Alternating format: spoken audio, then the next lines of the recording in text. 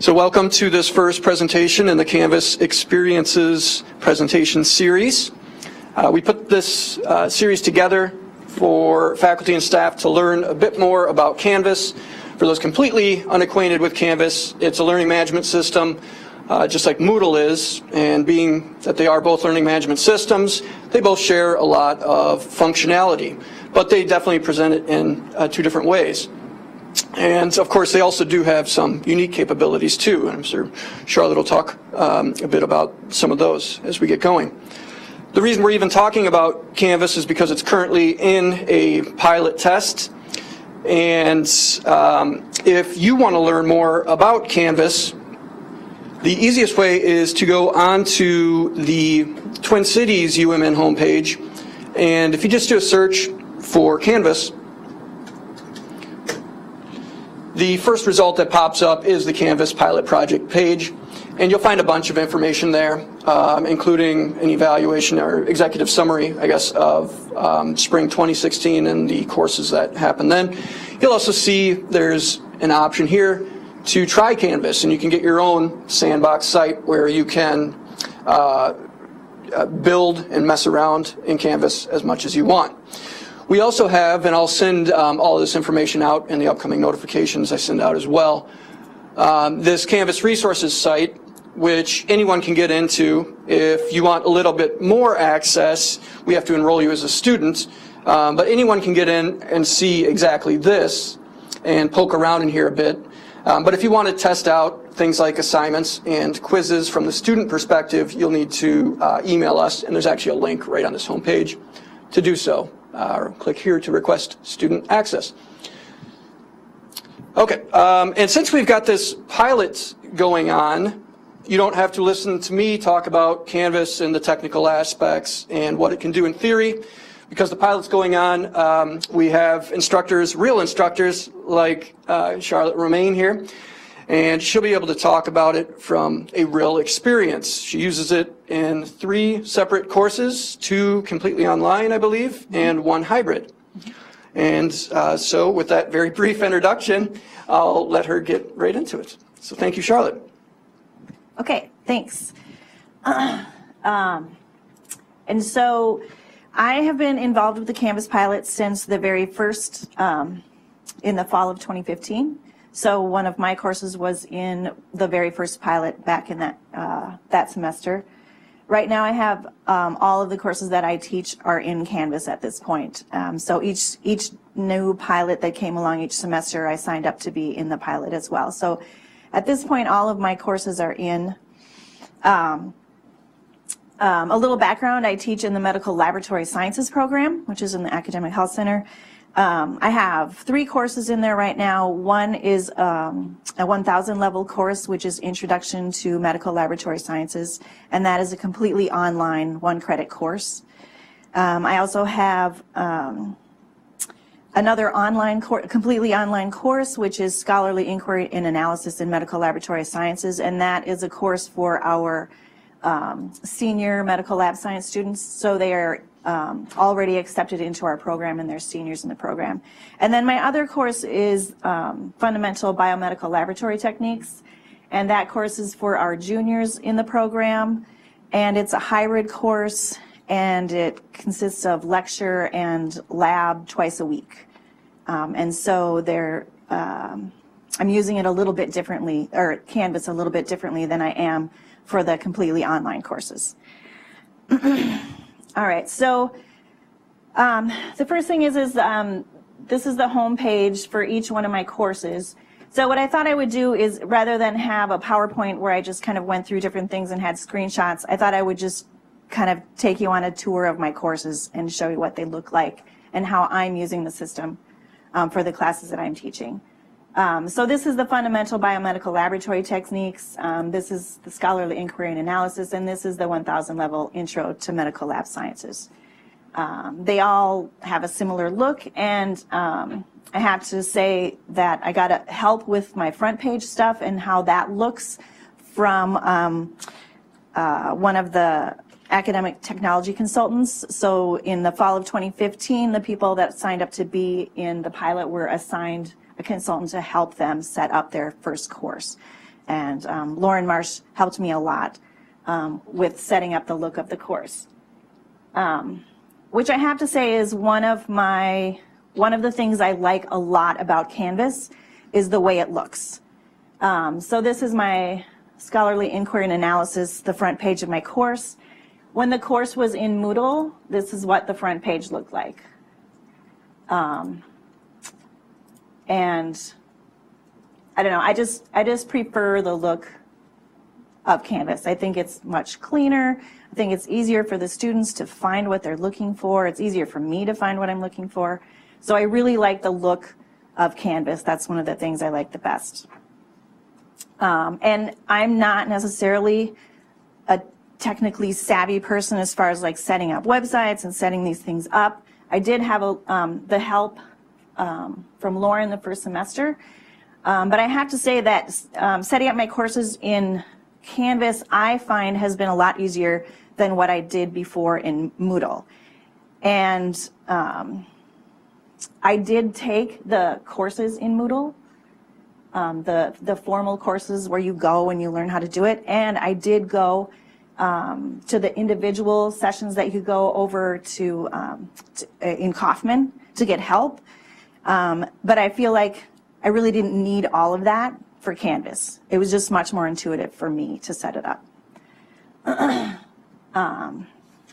Okay, so on my homepage, I usually try to have the basic information that they're going to need to go back to throughout the semester. So I have, you know, for the hybrid course, I have where we're going to meet and when the lab sessions are and the lecture sessions, where they are, those kind of things. All of the instructor contact information. We have quite a few lab specialists in this course to help, and so all of those instructors are in there. Usually on the front page I have other information they're going to need, so information to order their scrubs from the bookstore, those kind of things. I just have the links on the front page. And then my courses are all set up in modules which are divided into weeks for me. So each week is a different module. And so all the students have to do for that week is click on the link to go to the front page for that module. And so that's kind of how I have the front page of my course set up. And if anybody has any questions, just go ahead and ask me whenever it comes up. And sorry if I can interrupt too. And people online too, you'll find a link to send questions in the description for the video. Thanks. So once the students have gone to the front page and they've kind of seen what the course is going to look like throughout the semester, the next thing that they can look at is over here in the left side course navigation, the syllabus. And so there are two ways to set up the syllabus in here. Well, there's probably more than two, but there's two different ways I have it set up. One is to just have the entire syllabus viewable on that page, just like that. And the other way is to have the syllabus as a document that they can either view on the page or they can download it to print. I prefer to have it as a document like this because when you pull up the syllabus in Canvas, what happens is that the assignments all come up at the bottom of the syllabus and all of the due dates are all right there for the students. So everything that they're going to have to do throughout the semester that they're going to have to hand in is listed right here. And when I have the syllabus in the page like this, they have to scroll all the way down before they realize that the assignments are there. So I kind of prefer to have it set up this way, but that's my personal preference. And from the syllabus, they can click on any of these assignments and go directly to the assignment.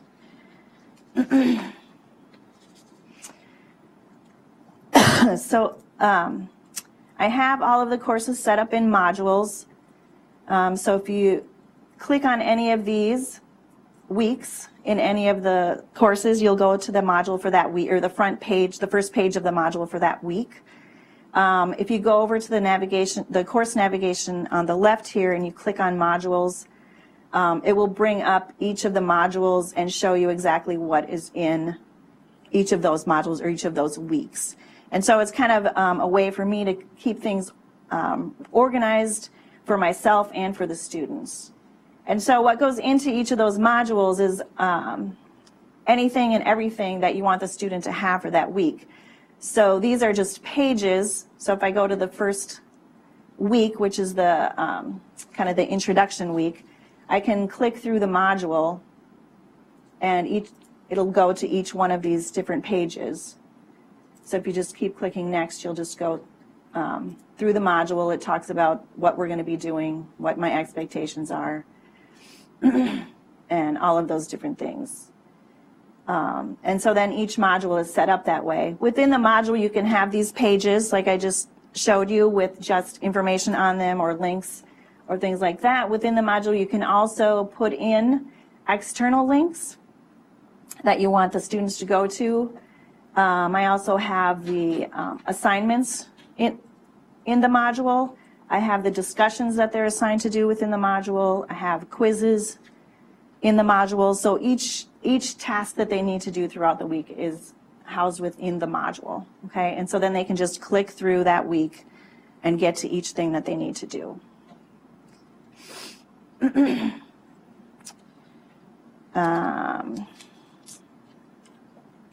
All right, so then the next thing that you see over here is announcements under the syllabus. And so that's one of the ways that I can communicate with my students. There's a couple different ways. I can either send out an announcement to everybody, which is just kind of a one-way communication, you know, me telling them whatever it is that they need to know. The other way is through the email function in Canvas. And if I go into Canvas, I can select which course I want to send an email to. And then I can either send it to all of the students, I can send it to the instructors that are in the course. I can choose which students I want to send it to if I only need to send an email to one student. So I can send it to everybody, or I can send it to just the instructors. And the email goes to them in Canvas. It also shoots out to their U of M email. Okay? And the same thing with the students. If the students email me from Canvas, it goes into Canvas. It also shoots out to my U of M email. Okay?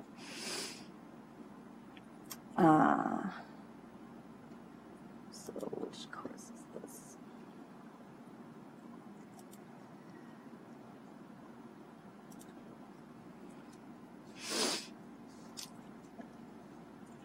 Okay, so then under assignments in the navigation tab here, this is going to list all of the different types of assignments. And basically in Canvas, my understanding of the assignments and how I use them is basically it's any kind of graded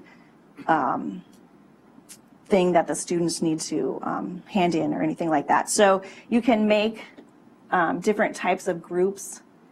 So you could name one. I named one exams. And for me, I don't do exams online. And so that's just a placeholder in the grade book for me.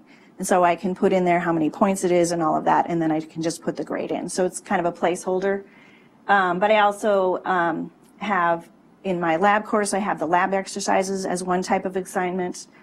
And then other types of like writing assignments, case studies, things like that. Also in the assignments are the discussions, the quizzes, anything that goes into the grade book falls under that assignment category. Yes? Can you have different people assigning different grades for different parts that are restricted from grading other things? So like if you have lab sections, can you have lab instructors grade lab reports but not have access to exams? I'm not sure about that. I haven't used that function, so I'm not sure. That's something I'm not sure about. Do you know?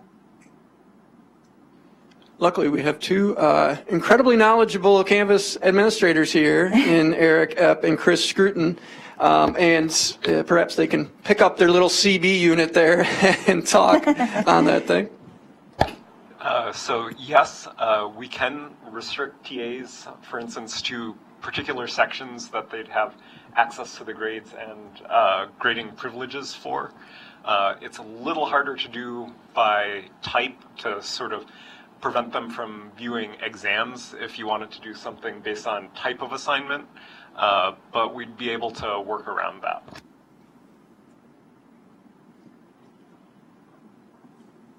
Okay.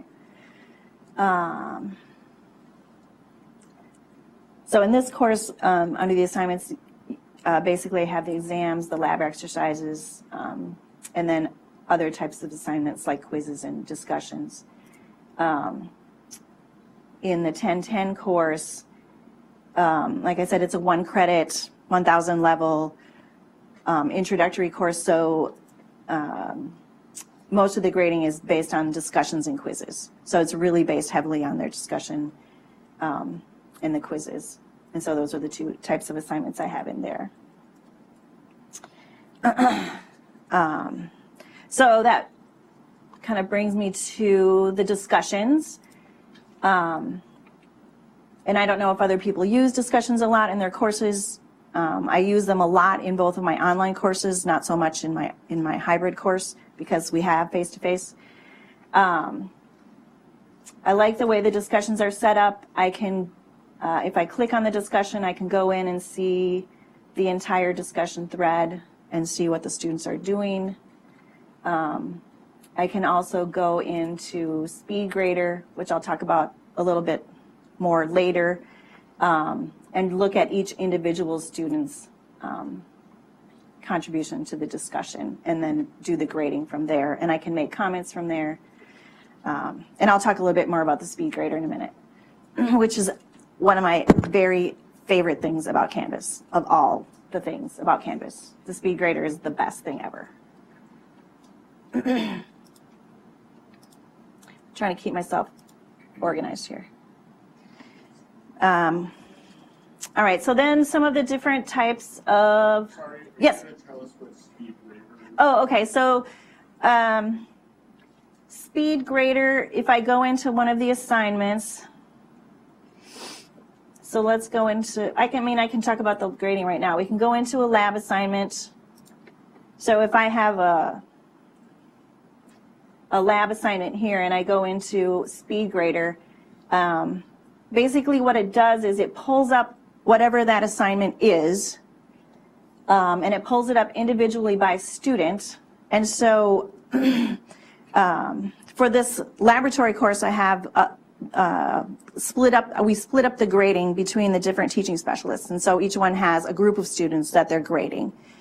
And so we decided to have the students upload their laboratory reports to the system so that we didn't have papers all over the place, you know, trying to get these to this teaching specialist. And we also have students on the Rochester campus.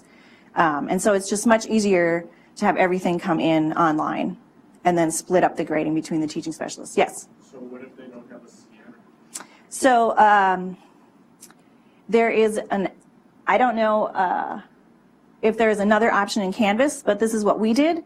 There is a free app called Cam Scanner that they can download onto their phone. And what they do is take a picture of their assignment and it converts it to a PDF, and then they can just upload it to the site. And so far we have not had any issues with the students. They either have access to a scanner or they have a phone that they can download Cam Scanner on. And so we haven't had any issues so far.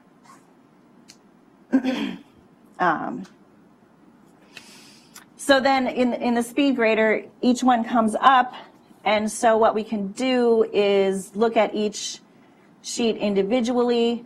I can go to the rubric and assign the grading in the rubric. You can do that two different ways when you set up the rubric and the assignment. This is one of the things that I really, really like in Canvas as well, is when you build an assignment in Canvas, right at the bottom is the option to make a rubric. You don't, I just felt like I I didn't even know there was a rubric in Moodle until I started doing this canvassing, and then somebody said, oh, well, there's rubrics in Moodle, but it's like buried 8 layers deep in the, you know, in the setup. And so with Canvas, it's just right there, and you can just make your rubric. And you can either make comments in the rubric, or you can just do the grading simply by, you know, clicking on the specification in the rubric, okay? And you can make comments to the student. So this grader made quite a few comments to the student over here. The student can make comments back. They can re-upload the assignment to have it graded again.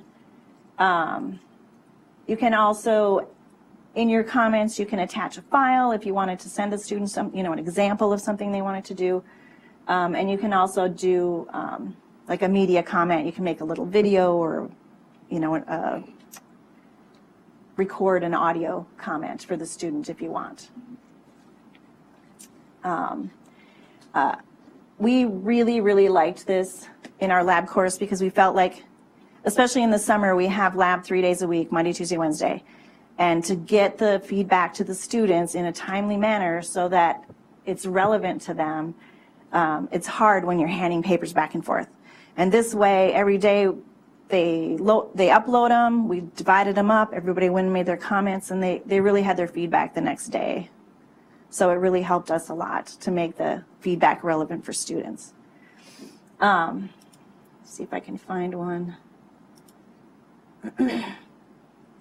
So you can make comments right on the document if you want, or you can make,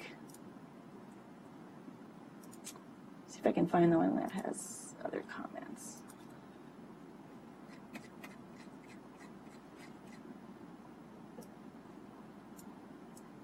Of course, I can't find one right now, but you can just go in and to the comment field here and add a comment on the side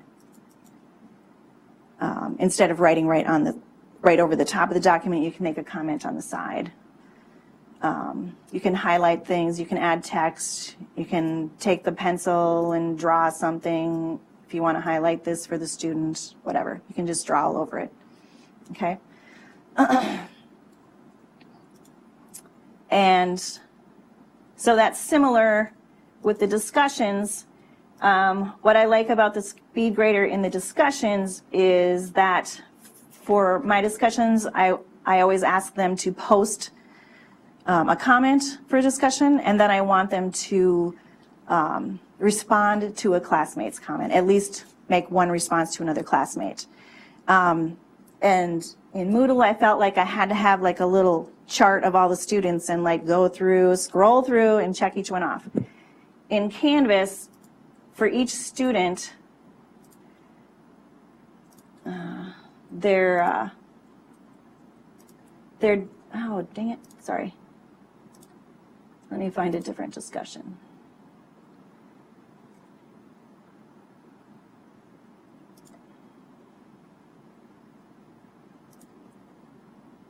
So if I go into Speed Grader, for each student, it shows me all of their threads. So I know if they posted and then responded to somebody else without having to like go through the whole list and check everybody off. So it made discussion grading a lot faster for me. And while you're in Speed Grader, if you want to make a comment on whatever discussion they're having, you can go back and view the whole discussion and add a comment in at the appropriate place if you want. One of the other things I did this semester,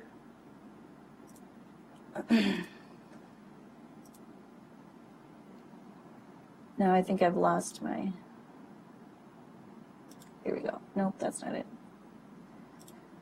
I lost my other course.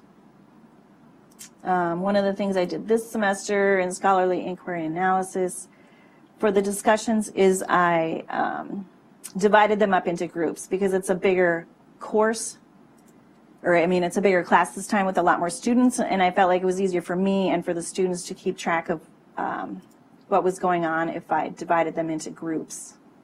Okay. And so then I can just go into each discussion group and see what's going on with that particular group. But I can still go back to the speed grader, and I can grade everybody in all of the groups at the same time. So it'll go through each of the students. All right. So another thing about assignments in this course, we have quite a few writing assignments. And the one thing that I'm trying out this semester that I think is working out well so far is on this writing assignment having peer review. So they're turning in their writing assignment. Moodle is assigning their assignment to another student for them to peer review. And so that kind of looks like this. Moodle assigns each student one to review, and you can set it up however you want. You can say, I want everybody to do 2 reviews, or I want everybody to do 3 reviews. You can have them do as many reviews as you want. It'll show the student comments in here. They can make feedback on the document if they want. Let's see, I did make a rubric for the students to kind of help guide them in this process of reviewing their peers' work, and so they can also go through the rubric and just click on the box to assign the points. I was gonna.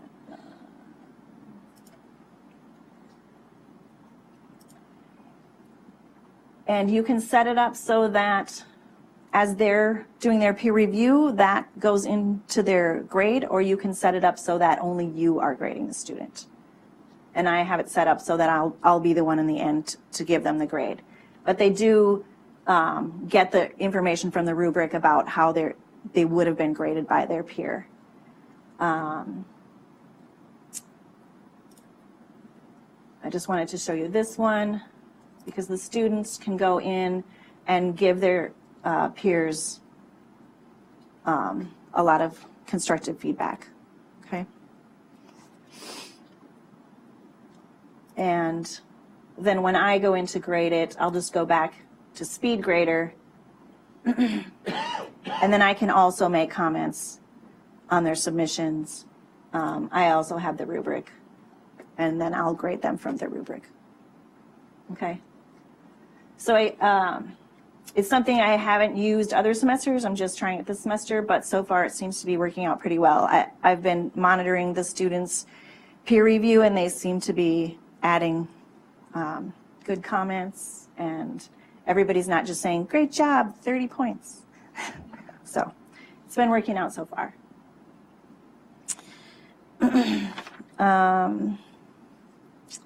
As far as setting up the site itself, what I usually do is I'll go in and I'll make the modules for each week, and then I'll start adding the content.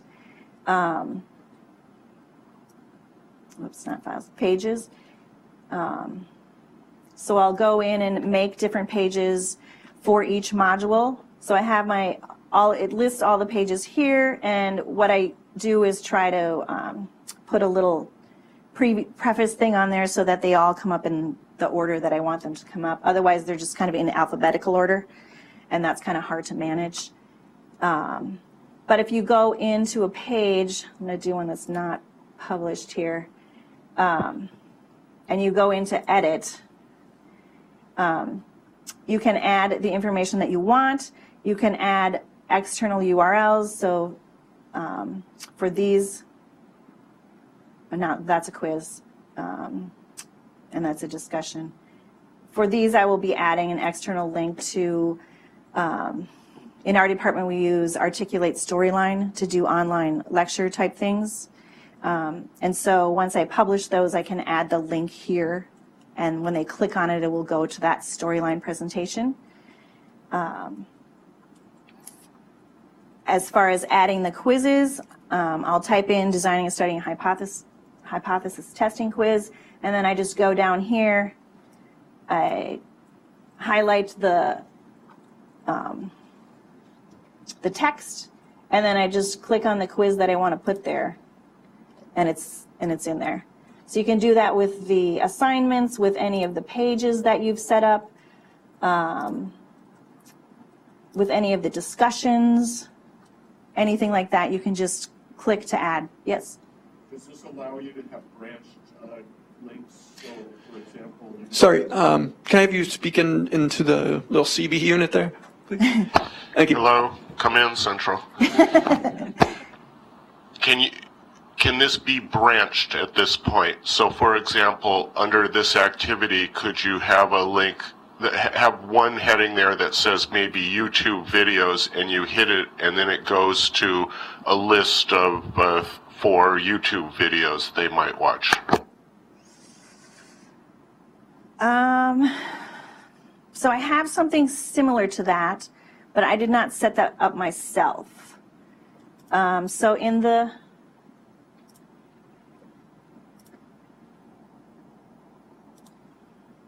in the 1010 course, I believe it's week 2. So when you put a link to a YouTube video, it comes up on the page like this. Okay, and all I have to do is this. But I do have... But any other content, could it be branched? Like, you know, maybe 4 worksheets that you want to go to. So you click on worksheets, and then it goes to a branch where you have a list of 4 worksheets they can click on. Yep. So for this one, I have this link here that goes to this page that I did not set up myself. I had some help with this, but each one of these is a different video. That's really loud. But each one of these is a different video that they can look at. The other thing that I have and I'm sorry if I'm making people dizzy by clicking around. I kind of lost my tabs. In this course, what we set up on the navigation panel over here, you'll see there's an extra one that isn't in the other courses, and Lauren helped me put that in there. This is course documents. What it does is it sends them to the Google Drive, my Google Drive, where I have all of the procedures for the instruments that we're going to be using throughout the semester. So all the instrument procedures are here in this Google Drive, and they have access to that by clicking on that link. So those are a couple ways you can do that. Does that answer your question? Okay.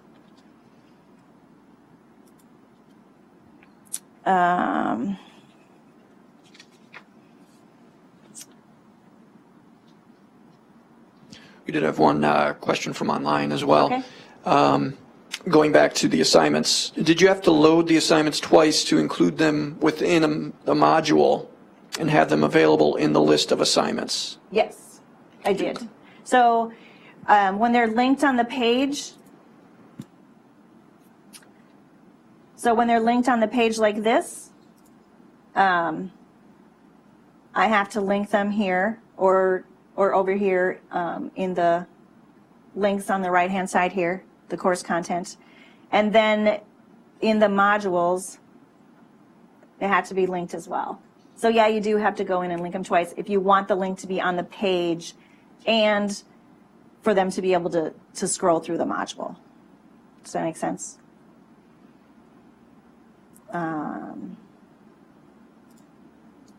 So if I go to week 2 here, they can just click on this from the page, or they can go down to next and scroll through the module. And then they come up in order. But you do have to link them twice. You have to link it on the page and you have to link it in the module.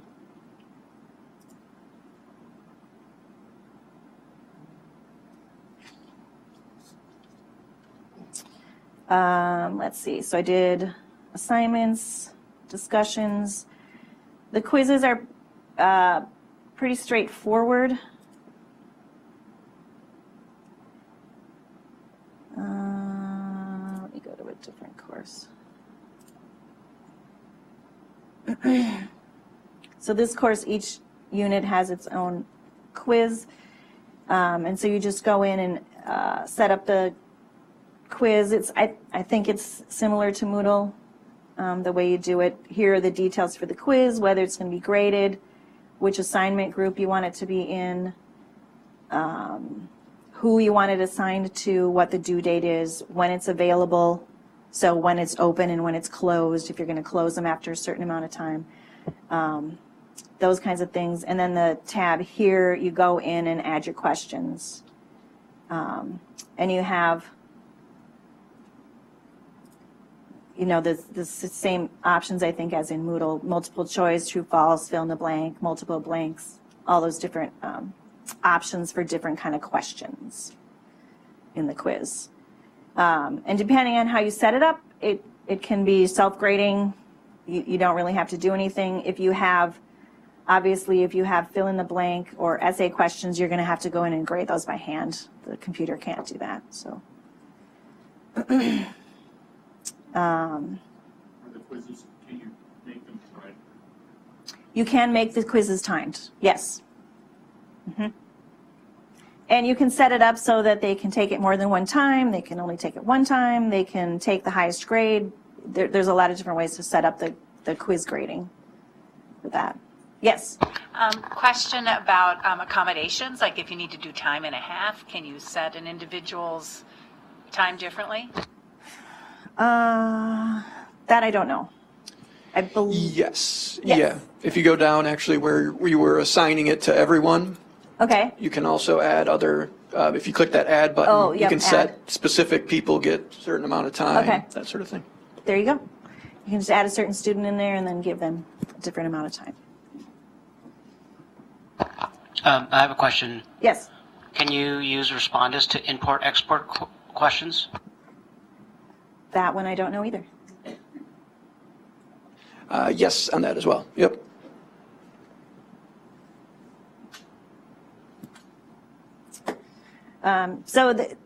There's a lot of things in Canvas that I have like seen in the background that I know I'm not using.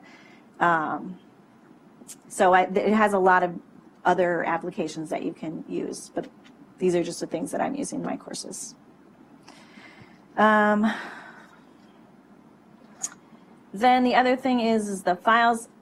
So for this navigation panel here, you can go into settings and you can decide which of those things you want the students to be able to see and which you don't want the students to be able to see. You have to be careful when you do it though, because this semester I had an issue, and this brings up the Canvas support.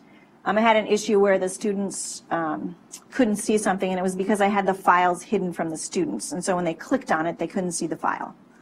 And so you kind of have to be careful about that. But what I have to say about support is that a student either emailed or sent in a support request to Canvas, and they got back to her and me like within 24 hours.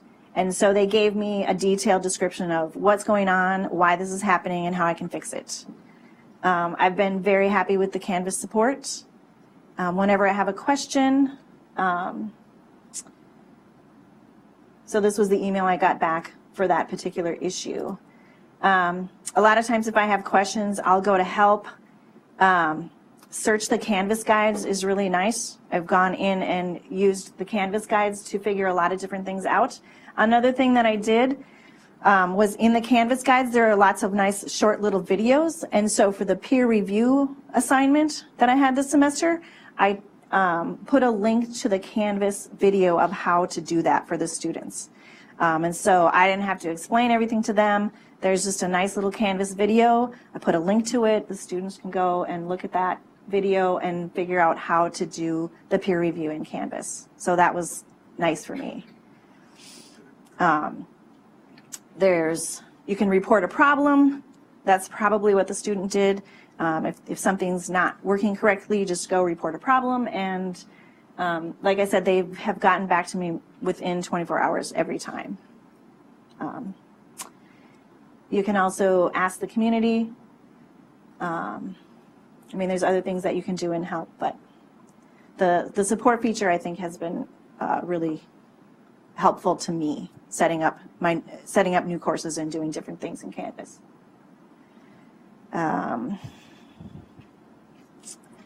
Let's see, there was one other thing I wanted to show, and that's the files. So within Canvas, you can store all of your different files.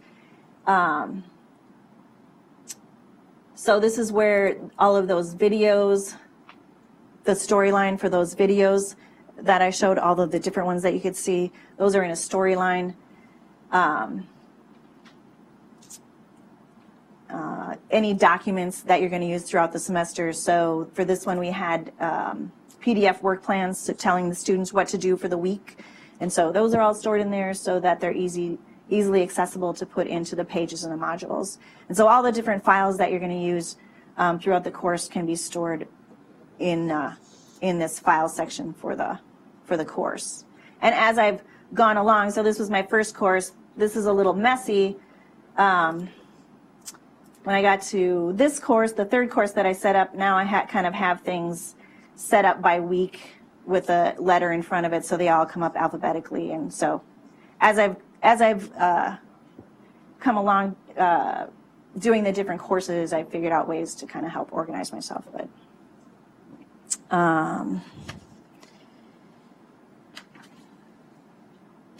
so I think that was all of the things I had on my list of things that I wanted to tell you. Any other questions? I'm wondering if there's a way to migrate from Moodle or migrate parts of things from Moodle. There is. So the first time I did the course, actually Lauren did that for me. She migrated my Moodle course into Canvas. This semester, when I wanted to migrate the 1010 course that has been in there for 4 semesters now, I went, where is it?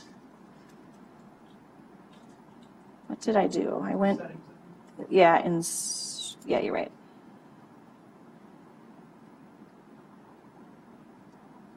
Come on. Import content into this course.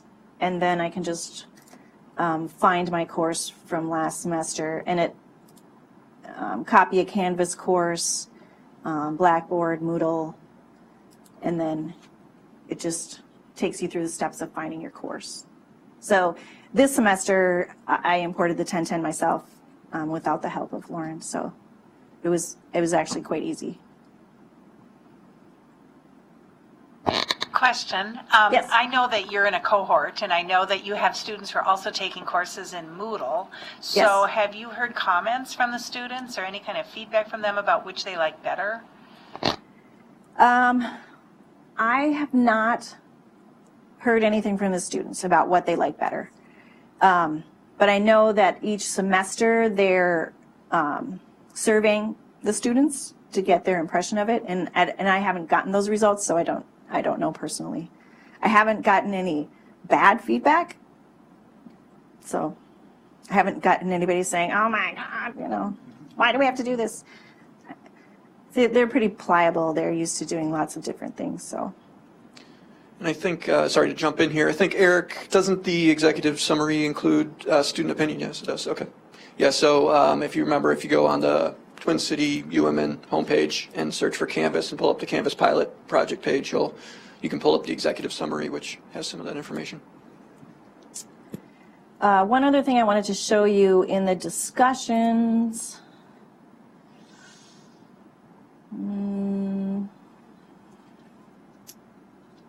Thought I had one. So the first semester that I did it, I kind of wanted to get a feeling for how things were going on. So you can make a discussion a survey so that it's not graded. And so then they can just send your feedback in. And I just had 2 questions, how are things going this semester? What things would make this semester better? And you can make those anonymous, and it tells them that your response is going to be anonymous. And so you can just get feedback from the students without it being a graded discussion or something like that. So you can set the discussion up like that to just be kind of a survey for whatever reason you want. Yes? Oh, hi. I'm just wondering, I noticed in settings there was an option for SMS for communications, and I didn't know if you, or I was wondering if you had used that, or if there's a way that it can be set so that students would get like notifications or reminders that they've got an upcoming assignment. I have not used that. I see a head nodding here, yes.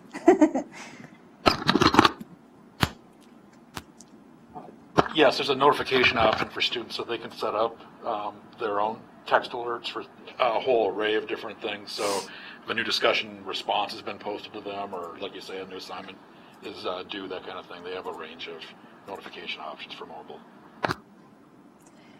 The other thing is on the front page,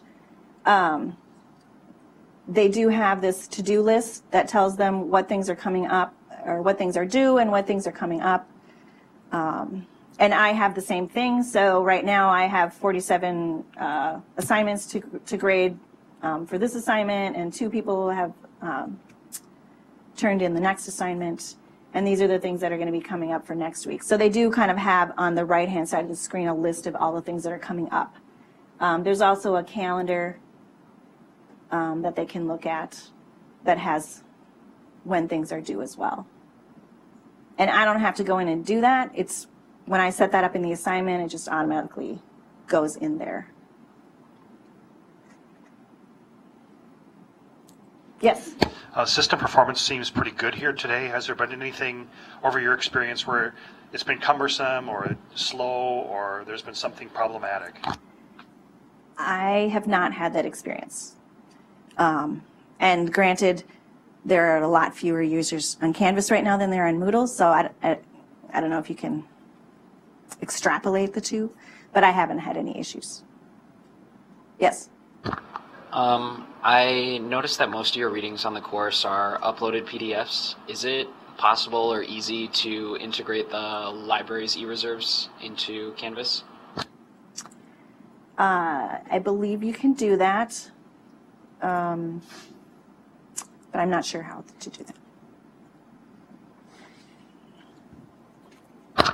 One way that people have done that is using the redirect tool that Charlotte showed you, where Lauren had set up a link in the course sidebar to connect users with documents. You can point to the e-reserves page. We do not currently with Canvas have as tight an integration as we do with Moodle, where we've developed a custom integration that allows you to basically build a libraries page within the course. Our expectation would be that if we did transition to Canvas, we'd move to something like that kind of integration. So right now, the integration is sort of at the level of a navigation link, and we'd be looking at expanding that functionality if we were to adopt Canvas. And right now, within this research course, I do have a link in there to the course's library page, so they can go right to the library page from the Canvas site. Yeah. Sorry, go ahead. Do you have any suggestion for which kind of navigation you put or you make available for students so that they don't feel overwhelmed by the number of clicks they have access to?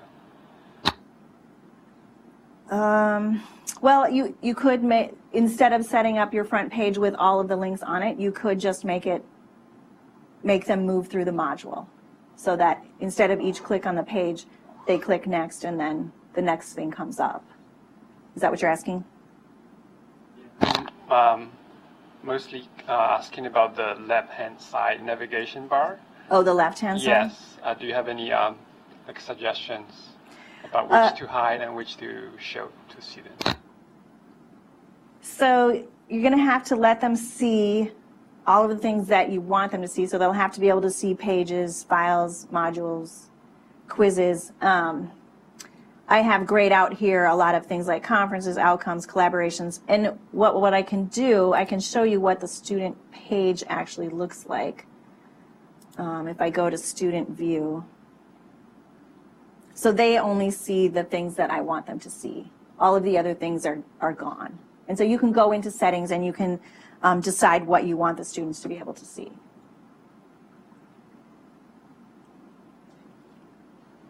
And a quick question from online. Can you explain how you're using Articulate Storyline in your course? It looked like you had it integrated with some pages.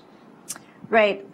So I have the online courses and I have the hybrid course. And so a lot of times we will put like lecture type information online for them to view before they come to class so that we can do some sort of activity in class to kind of reinforce like a flipped classroom type of setup.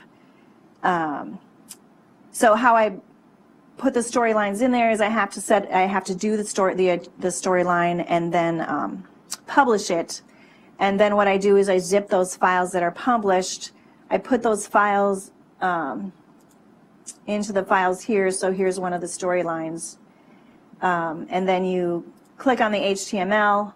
When that comes up, you copy the address of that, and then you link that in. Welcome to week 3 of Scholarly Inquiry and Analysis in Medical Laboratory Sciences. So then you link that URL in. So then when they click on that URL, it goes to the storyline for them to view. Does that help? And just for clarification, Articulate Storyline is a third-party sort of instructional design product, so you can use it with several different LMSs. I think actually with that, it's officially only supposed to be 50 minutes long. If we do have, we might be able to take one more question if there is one more. Sure. So for a student to find an assignment, they can find it two ways. They can go to assignments or they can go to the module and find it there, right? Correct. And you have to load it both places.